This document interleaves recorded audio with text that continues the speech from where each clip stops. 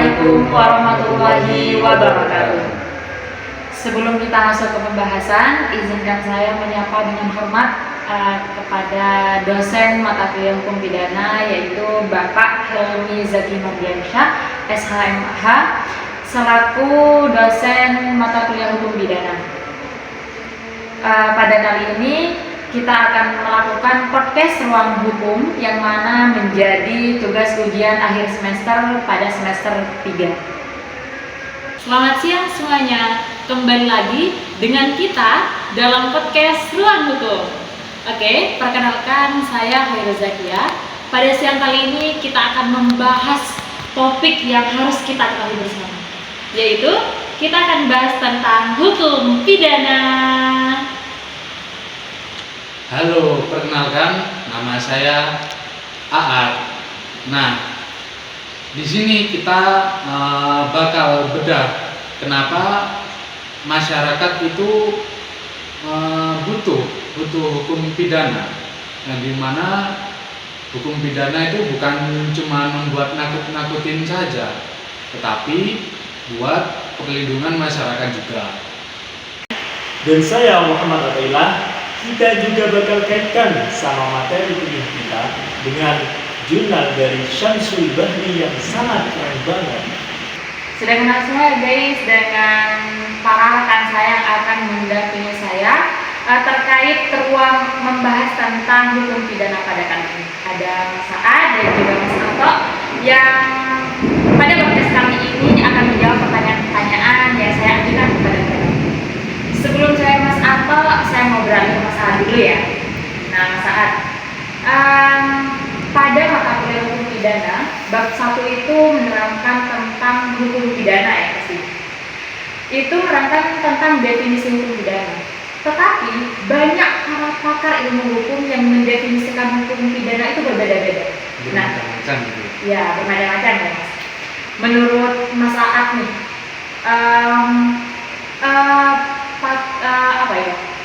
Definisi siapa sih? Definisi para pakar hukum siapa sih yang sangat cocok dengan keadaan masyarakat pada kali ini? Begitu.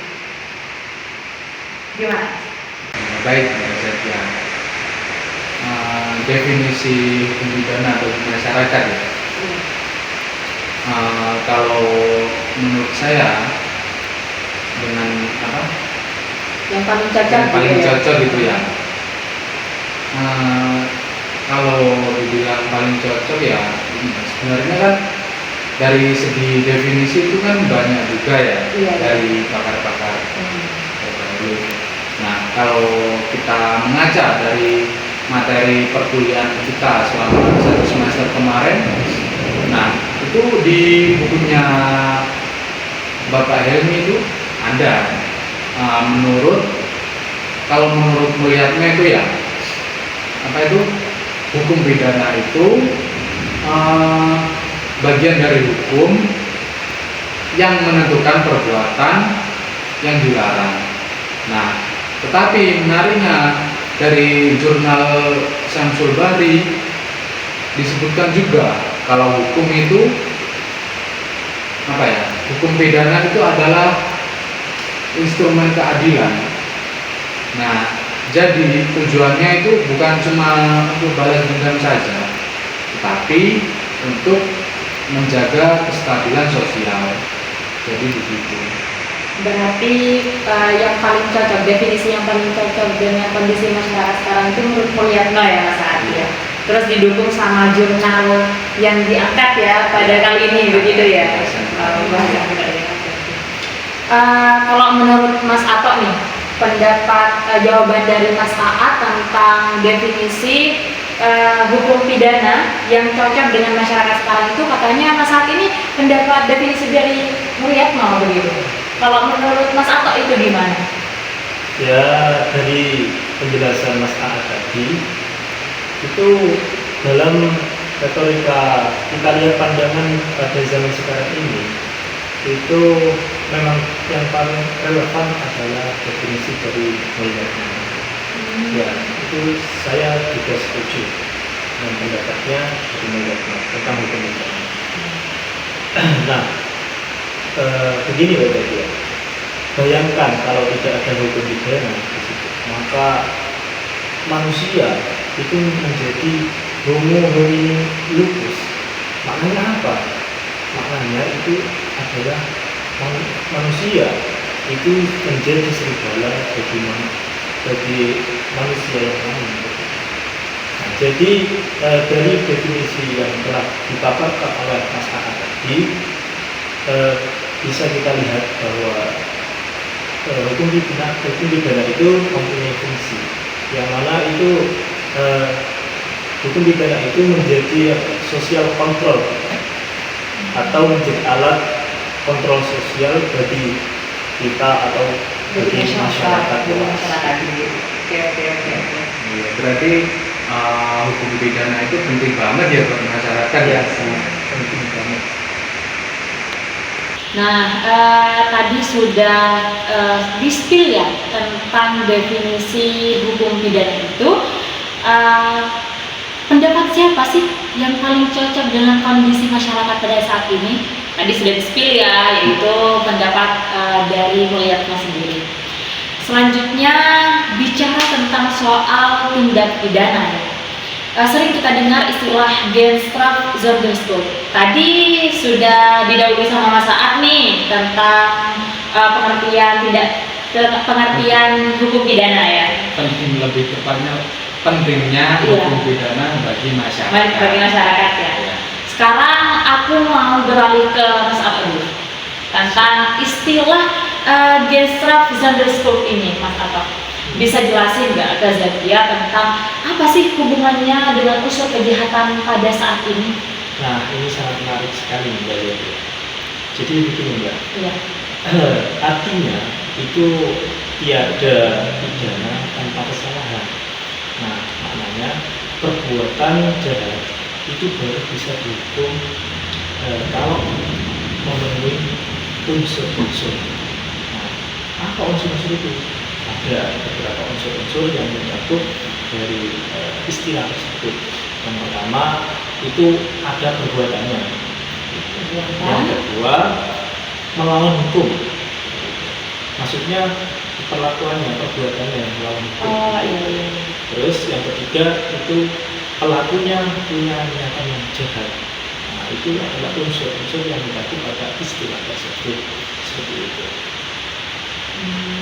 Nah, dari istilah tentang Genstraf Sonderschuld ini ya yang dikatakan sama Mas Aat tadi, mungkin ada tambahan nih dari Mas Aat tentang istilah ini, gimana Mas Aat? Ya, kalau dari saya sudah cukup terwakilkan dari masyarakat tadi sebenarnya. Definisi yang disebutkan sama Mas Aat tadi ya. Namun kita juga jangan lupa dengan lotus dan juga tempus delicti terkait waktu dan tempat terjadinya tindak pidana. Nah, itu. Nah, masyarakat itu juga harus tahu kapan dan di mana kejadian itu berlangsung. Dan karena itu yang nentuin di mana pengadilan mana kita nanti bakal disidang. Oh ya, berarti terkait tindak pidana ini kita harus memperhatikan ya, juga memperhatikan terkait waktu dan tempat terjadinya tindak pidana itu, begitu. Oke. Tadi sudah menyebutkan istilah dari tindak pidana itu. Selanjutnya aku akan bahas tentang sejarah ya. Pada mata kuliah hukum pidana itu di bab 2 itu menjelaskan tentang sejarah begitu. Nah, di sini kalau kita lihat sejarah di bab 2 itu yang kita pelajari sama hukum kita kan warisan dari Belanda begitu. Nah, pertanyaannya dari saya, apakah masih relevan sih dengan kondisi perekonomian masyarakat pada saat ini? Nah, ini bagus sekali. Jadi begini Mbak Zakia, kita itu jangan melihat dari satu sudut pandang saja gitu. Jadi kita harus melihat sudut pandang yang lain gitu, secara luas. Jadi kalau ditinjau dari jurnal Syamsul Bahri yang di situ menyatakan bahwa yang telah dipertanyakan oleh Mbak Zakia tadi, di dalamnya itu memuat masalah ekonomi, kayak kemiskinan. Nah, itu sering menjadi pendorong kejahatan. Makanya hukum pidana itu menyikapi hal ini itu tidak boleh kaku. Kita itu nggak bisa samain orang yang mencuri karena lapar dan orang yang mencuri karena serakah, atau bisa kita sebut koruptor pada saat ini. Kalau setahu Zakia sendiri ya, terkait kejahatan-kejahatan pada saat ini, para penegak hukum itu terkadang menghukum seseorang yang tindak kejahatannya tidak terlalu berat, tapi menghukumnya dengan hukuman yang berat bagi dia, padahal cuma kayak apa ya, hukumannya itu tidak sangat merugikan gitu, Mas. Nah, itu juga sering sekali di negara kita. Iya, dari itu. Kalau istilahnya itu tumpul ke atas, tajam ke bawah. Yang mana artinya itu di mana hukum itu diterapkan sangat keras sekali dan tegas, Mbak, di situ. Nah, tegasnya kepada siapa? Ya, kepada rakyat kecil. Rakyat yang rentan, kan? Iya, rakyat kecil miskin. Nah, seperti itu. Terkadang seseorang gini loh, Mas, yang saya herankan itu terkadang seorang yang sampai merugikan sampai besar sekali kerugiannya. Nah, itu dihukumnya cuma hukuman yang sedikit, tidak setimpal dengan apa yang dilakukan begitu. Nah, istilah tadi itu mengacu bahwa masyarakat pada zaman sekarang ini itu muncul kekecewaan begitu. Karena hukum dianggap itu tidak adil, Mbak, begitu. Terutama kepada masyarakat yang rentan ya. Iya.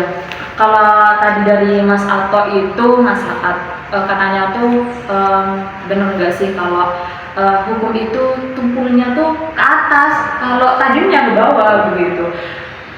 Penegakan keadilan itu cuma kepada rakyat yang rentan ya, rakyat yang kecil aja gitu. Gimana? Kalau menurut Mas Aat tuh gimana gitu penegakan hukum di Indonesia ini? Tanggapan dari saya. Iya. Ya, kalau kita lihat dari masalah di negara kita saat ini ya bobroknya hukum itu ya, penegak hukumnya itu di situ. Banyak contoh kasus yang dimana ya seperti yang dijelaskan Mas Atok tadi ya, bahwasanya hukum di negara kita itu tumpul ke atas dan tajam ke bawah. Ya, seperti kasus pada kasus Nenek Minah itu yang mencuri kayu bakar ya. Iya. Nah, kalau seperti ke koruptor, ke pejabat-pejabat yang rakus itu kan ya seperti hukumannya yang sedikit ya, gitu ya Mas, hukumannya sedikit, ringan gitu. Iya, karena gini Mas, betul kata Samuel ya tadi, bobroknya hukum ya yang terjadi di negara kita. Kepada orang-orang yang perekonomian yang tinggi ya, terkadang itu hukum mendapat hukuman kecil sekali ya Mas, karena adanya sogokan kan kepada penegak hukum. Itu yang terjadi di negara kita, betul nggak Mas? Itu yang terjadi kan. Apalah daya kan dengan masyarakat yang rentan, perekonomian yang lemah begitu kan. Ya hukumlah begitu ya Mas yang terjadi di Indonesia ini. Nah, inilah yang timbul kekecewaan masyarakat dalam masalah ini terhadap penegakan hukum ya. Seharusnya itu diatur dalam asas equality before the law. Maknanya gimana, yaitu Mas? Kesetaraan di hadapan hukum. Seharusnya memang seperti itu ya. Namanya tidak setara, tetap tidak setara. Jadi membahas tentang kejahatan-kejahatan yang dilakukan oleh seseorang ya, pastinya kejahatan hukum itu tetap dihukum oleh penegak hukum, namun tidak proporsional, tidak sesuai porsinya begitu. Di sini melihat zaman yang sudah sangat modern ini ya, semuanya sudah tentang internet gitu Mas. Saya mau tanya nih tentang ini, tentang gimana hukum pidana itu menghadapi kejahatan cyber, kejahatan zaman now gitu. Gimana nih Mas menurut saya? Nah, jadi begini Mbak Zaki ya, di era digital sekarang ini banyak kejahatan yang biasa kita sebut yaitu kejahatan cyber. Nah, bagaimana tentang hukumnya? Yaitu hukum kita itu harus adaptif. Ya, seperti itu. Walaupun di KUHP itu kita peninggalan dari Belanda atau warisan Belanda, sekarang sudah ada banyak undang-undang di luar KUHP seperti Undang-Undang ITE atau Undang-Undang TPKS. Nah, untuk apa? Yaitu untuk melindungi masyarakat di ruang digital seperti itu. Berarti di situ tuh kan terkait kejahatan cyber, kejahatan zaman now begitu ya. Itu sudah ada sudah ada beberapa undang-undang begitu yang mengatur sekarang ya. Kodifikasi. Ya, bukan cuma KUHP saja begitu untuk melindungi kita, tapi juga ada undang-undang yang khusus nggak sih? Yeah. Undang-undang yang khusus terkait pelanggaran-pelanggaran atau terkait undang-undang untuk melindungi masyarakat ini, begitu ya Mas ya. Nah, jadi kesimpulannya dari pembahasan tentang hukum pidana itu, hukum pidana itu pastinya sangat penting sekali ya bagi kita semua, bagi masyarakat Indonesia. Nah, penting untuk apa sih? Yang pertama pastinya penting untuk perlindungan nyawa, perlindungan harta, dan juga perlindungan martabat kita. Begitu. Gimana? Kalau menurut kalian penting gak sih hukum pidana itu untuk dipahami, dijalani, untuk selalu dipahami oleh masyarakat Indonesia ini? Mungkin Benar banget ya. Gimana Mas Saad? Nah, betul banget Zat. Jadi itu ya, kita belajar hukum itu bukan cuma biar pinter jadi jahat aja ya. Loh gimana? Maksudnya pintar jadi jahat gitu? Ya. Ada kan? Ada. Apa yang nggak ada sih? Kayak si coklat itu loh. Oh. Ya Mas ya. Nah, Iya. kita Gimana? kita itu tapi biar kita nggak cuman dibodoh-bodohin aja gitu loh. Nah, kita juga bisa tahu caranya membela diri dari apa itu, secara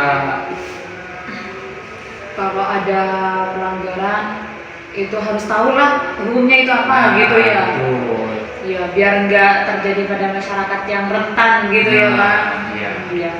Nah, berarti pentingnya hukum pidana itu begitu ya. Iya. Yang hukum pidana yang harus kita pahami, yang harus kita pelajari, yang harus kita implementasikan dalam kehidupan sehari-hari.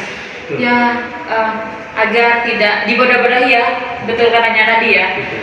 Ya, agar tidak dibodoh-bodohi. Terima kasih ya untuk Mas Saad dan juga Mas Atta sudah menemani saya berdiskusi di ruang hukum ini. Terima kasih kepada teman-teman sudah menonton podcast kami. Jangan lupa like dan subscribe. Assalamualaikum warahmatullahi wabarakatuh.